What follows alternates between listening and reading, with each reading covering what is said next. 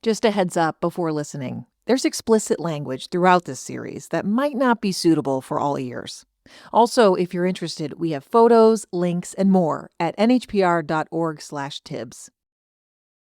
In September, a sign went up outside of Myths and Maidens, the store Debbie owns. They're closing for good after more than 20 years in business. Everything's 50% off. I'm just going to use the space for something else. Debbie says she tried to find someone to buy the business from her, but nothing worked out. She may turn it into a home office. I have had a couple of people ask me, but I've got other uses for the space, so. The social media posts, the Yelp reviews, hurt business here. She admits that. But Debbie's been thinking of closing the store for a while now. Her husband passed away a few years ago. I get the sense it just hasn't been as fun to run the shop since then. So the closing has nothing to do with the situation with the cat? Oh, my goodness. You want to know something? The cat was a beautiful thing that happened in our life. We met a beautiful creature, and I'll never let what happened with Rose taint that. So if I want to close a store down and somebody wants to believe that it's because of the cat, knock yourself out, okay? Do whatever makes you feel good. I don't care, right? So if they want to believe it, if they think they're important enough to close down this store because of doing the right thing, have a party.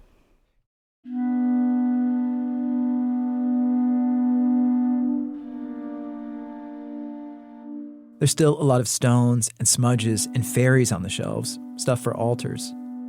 Also, there's a ton of stuff in the Myths and Maidens basement. That's where we went in October, so that I could ask Debbie and Sabrina about the police report. The allegations that Tibbs was stiff when they delivered him to the shelter that Tuesday morning. That their original story about him dying in transit didn't seem to match the hard realities of the cat's corpse. Down a flight of stairs we go. No windows. Well, that's what this conversation's for the discussing the police report, yeah? Yeah. Yeah, so. Debbie and Sabrina pulled together 3 chairs. On the wall behind me were a bunch of metal spider webs, unsold. Everybody was uneasy. That's what a journalist does. A journalist gets both sides of the story and then documents. That's what I'm trying to do. Trying. Do you have a copy of it? Yeah. I handed Sabrina a copy of the police report. The same report they had given me a few weeks prior. And you know what's in here? You've read through it? I know the general gist of what's in here, yes, I would say so. Okay. My goal here was pretty straightforward. Let them respond to the idea that Tibbs had not died when they claim he died. See if there were any holes. I asked Sabrina to look over the summary of the interview with the animal shelter employee, the one who met her in the parking lot, who had carried Tibbs inside. Sabrina started to read it aloud. And just a note, the name of the employees beeped out to protect their privacy. Feline employee at MAS stated that the body was stiff and did not look like a cat that had passed away within the last hour. Stated that the cat appeared to be more consistent with being deceased for a few hours. MAS. Maybe this was mom protecting daughter, or maybe this is just Debbie's personality. But Debbie jumps in right away. Okay, so I'd like to comment to that. The person is incorrect. That's the bottom line. That cat had not been dead hours before, or we put him in the carrier. I was there when they put it in the carrier. So it was in the carrier, and then I came to my meeting and she went to deliver the cat. So you're saying that the cat was alive when you left the house? Yes. Another employee, a veterinary technician, also wrote down notes for the police. That was released in a later report. They wrote, "I went to take the cat out of the carrier and noted the body was completely rigid with rigor mortis, as well as the body temperature was room temp. I did not need to confirm the cat was deceased with a stethoscope." But Debbie and Sabrina are not interested in further debate about this topic, why the shelter employees told the police what they did. To them, it doesn't matter. What matters is we know the cat wasn't dead for hours and all of that rubbish. That's nonsense. So we're good. Next. So what time approximately would you have gotten in the car? Do you remember? I don't remember. This was months ago. I don't remember anything. It was early though, right? It was early in the morning? Very early. very early because I had a meeting here. This is in probably fact. why I don't remember. It was early. Early in the morning. Because I had a meeting here, in fact. That's why we split and we didn't go together to the shelter, is because I had a meeting here with the city. And so, and it was like, I think the meeting was 8 o'clock in the morning, if I'm not mistaken. So who loaded the cat into the carrier? Do you remember? We did together. Yeah. The cat didn't want to be in the carrier. So you're saying he struggled to get in the carrier? Yes, he struggled to get in the carrier. Which meant he would have been alive. Oh, sure. But we're definitely saying the cat was alive. Okay, shame, man. Debbie shames me. Maybe she's right for doing so. This interrogation is going nowhere. Debbie and Sabrina say Tibbs was alive, that he was fussy about getting loaded into the carrier, the way a lot of cats are fussy, and that he died on the car ride over to the shelter, just across town that Tuesday morning. From their point of view, there's not much else to discuss. Okay, thank you. I'm going to get out of your way. Thank you for seeing us again.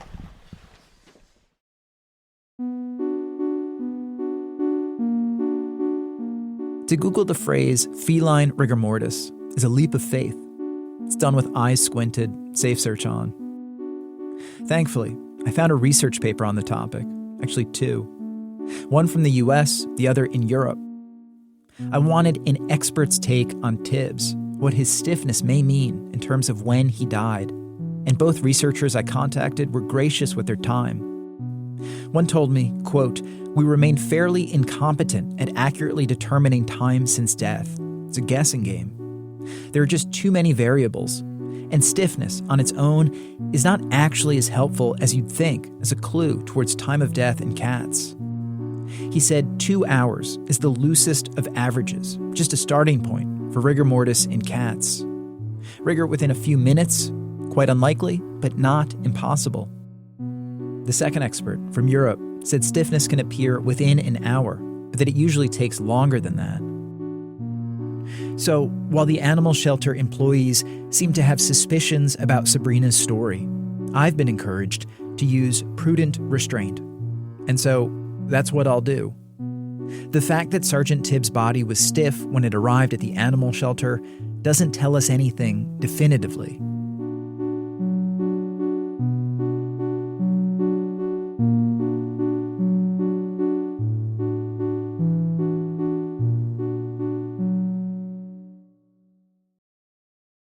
So, rigor mortis is a dead end. What's left? After Tibbs was given to the animal shelter, his little boy body was tagged and put in the freezer. And then, because the police were involved, there was an autopsy done, technically a necropsy, from a team at the University of New Hampshire. Maybe that would shed a little light on things. The autopsy results showed that Tibbs was down to around 8 pounds at the time of his death. In some of Rose's older vet records from 2016, Tibbs was more than 17 pounds. So yeah, skin and bones at the end. According to the necropsy, the likely cause or contributor to his death was pancreatitis and significant hemorrhaging. No evidence of trauma, no evidence of cruelty, no poison, no hex. Also, there was a toxicology report done. Rose actually paid extra to have that. It showed everything was basically normal, but Tibbs had off-the-charts levels of vitamin A in his system at the time of his death. Too many chicken livers. It could have made him feel poorly, but it likely wasn't related to his ultimate passing away. So, the autopsy, it doesn't point any fingers, cast any blame. Same thing with the feline rigor mortis experts. He was stiff, but that's not a smoking gun, because stiffness is a moving target. The picture still feels fuzzy. On October 13th, a few days after my basement interrogation, a detective from the Manchester Police Department did a real one. Debbie and Sabrina went voluntarily to the station, gave separate statements. There are summary notes of those interviews that I've read. Debbie and Sabrina are consistent. They found a sick cat, they tried to help him, and when they were told to give him back, they ultimately did so. Manchester PD closes the case. No charges would be filed against anyone, not against Rose for neglect, not against Debbie and Sabrina for theft. Nobody from the police department agreed to an interview, and nobody from the animal shelter wanted to talk either. I did ask the police, by the way, what are people supposed to do in this situation? You find an animal that's in rough shape and you worry it's being abused. The response I got was that you should call the police and ask to speak with an animal control officer. So, now you know.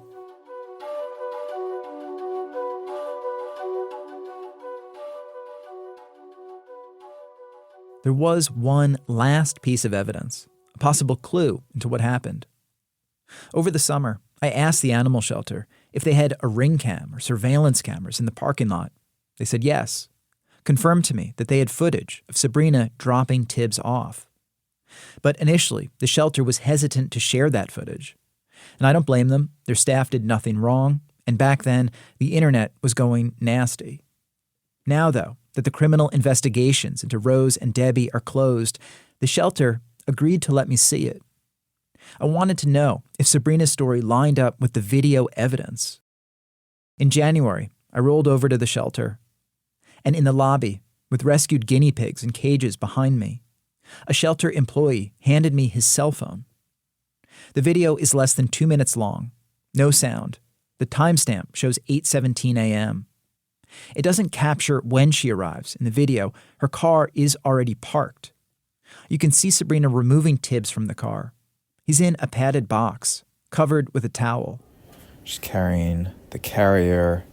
She stops. Since I couldn't get my own copy of the video, I recorded myself describing what I was watching. Halfway to the door, takes the blanket off. Seems to be panicking. Sabrina falls to the ground in the middle of the parking lot.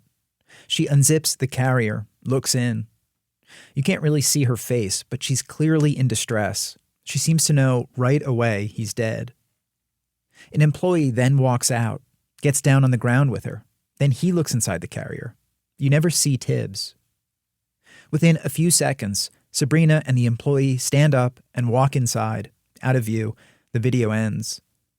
Sabrina's story appears to match the grainy footage. If she's acting, and I don't want to believe she's acting, it's impossible to tell. There's no new ground here. I thanked the shelter and walked across the same parking lot, not really sure what to think. This investigation, whatever it is I've been doing these past few months, it's kind of over now too.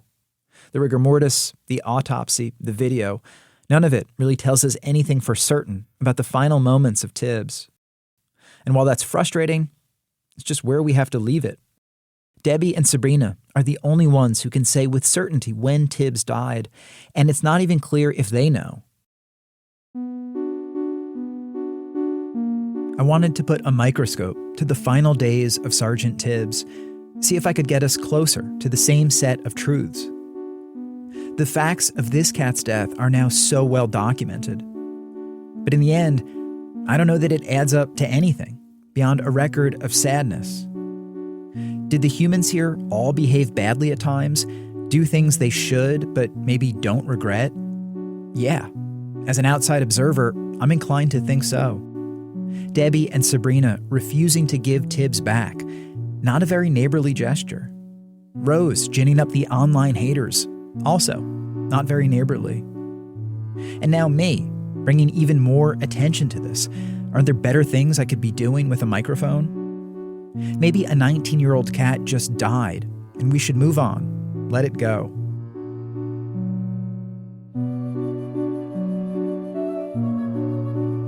But then imagine if Tibbs was your own pet. And it's like, show me something more important than something you love disappearing and dying. It seems like it's worth every second trying to figure out what happened.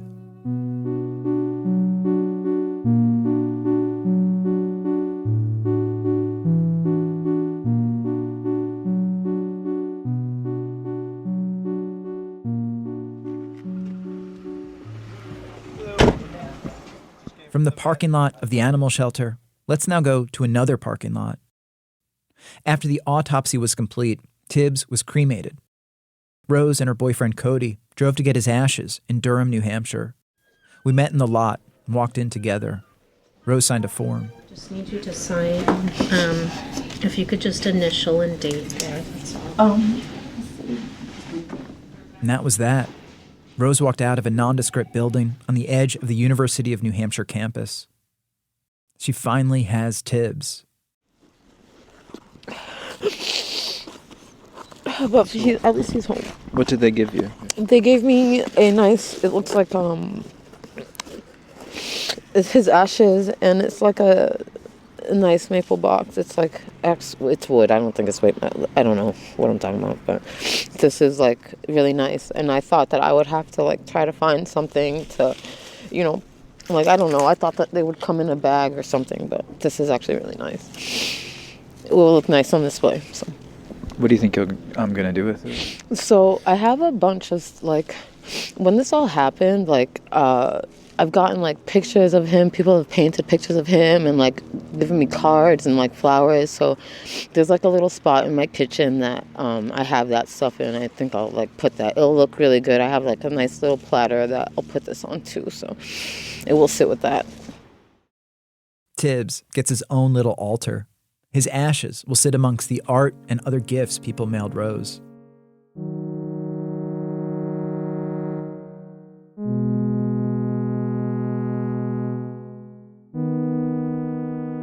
When Debbie and Sabrina first found Tibbs, rushed him to the emergency vet last summer, Debbie asked the vet if they were possibly prolonging his agony. She didn't want him in pain, suffering. Rose's agony still isn't over. Are the days getting easier? I always think that, but they don't. Like, I feel like I haven't been able to grieve my cat. Like, it's not, I feel like it's not normal. Like, I'm not grieving my cat like I should be. Like, I shouldn't have to be like this. So no, my days don't get shorter. They feel long, just as long as they were back in July. I don't know. I'm sorry to ask this question. No, Does it feel good in a way to like have him like this back at least for a minute? In a way it does. It's just always going to be like a constant reminder of like how I was, like, my fight to just get this back, you know, like, and now I just have him, and it's like there's such a story to my cat. Like, I'm just very happy that he's back. Like, I'm just glad that his chapter is finally done, you know. All right, safe trip, guys. Nice to see you. Thanks again. Of course, yeah, thanks.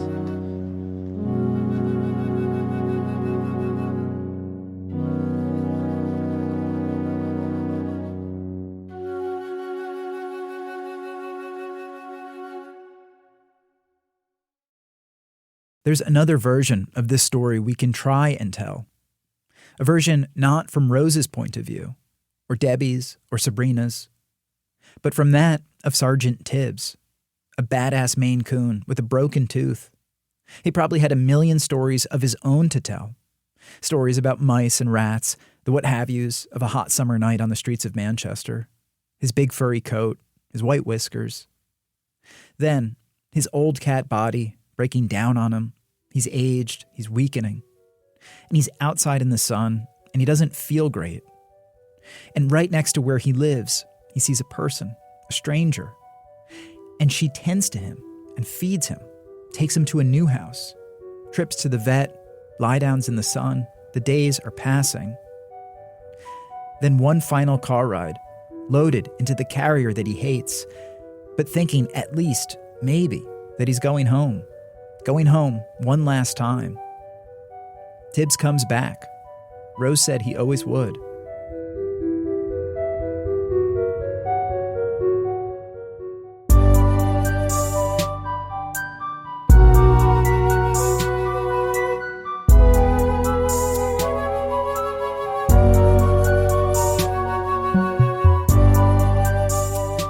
The Final Days of Sergeant Tibbs was reported and written by me, Todd Bookman. It was produced by Lauren Chulgin and Jason Moon. Editing by senior editor Katie Colinari, news director Dan Barrick, Felix Poon, Zoe Knox, and Rebecca Lavoie, director of on-demand audio. Mixing by Jason Moon. He also wrote the music you hear in this series. Fact-checking by Danya Suleiman, and photos by John Tully. Sarah Plord created our artwork. Leah Todd Lynn is NHPR's Vice President of Audience Strategy. Special thanks to Jeremiah Louis, Chris Benderev, Jason Brooks, Yaroslav Serdiakov, and Shayna Gates. To my own cat, Owl, he's a punk. The Final Days of Sergeant Tibbs is a production of the Document Team at New Hampshire Public Radio.